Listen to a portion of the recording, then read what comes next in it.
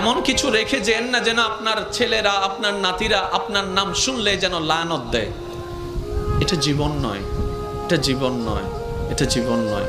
এমন একটা জীবন বানান যেন আপনার মৃত্যুর সংবাদটা শুধু আপনার পরিবারের মুখে চোখের মধ্যে মলিনতা আর অশ্রু আনবে না, শুধু আপনার আশেপাশে পরিচিতরা পর্যন্ত বলবে, আহ আফসোস, আজকে একজন নেককার বান্দাকে হারিয়ে ফেলেছি, আজকে একজন মায়ার মানুষকে হারিয়ে ফেলেছি, আজকে একটা মমতার মানুষকে হারিয়ে ফেলেছি।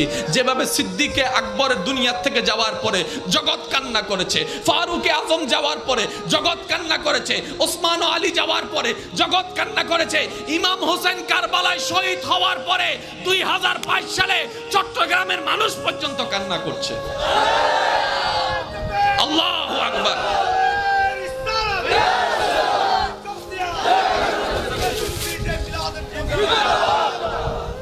কে দিছে?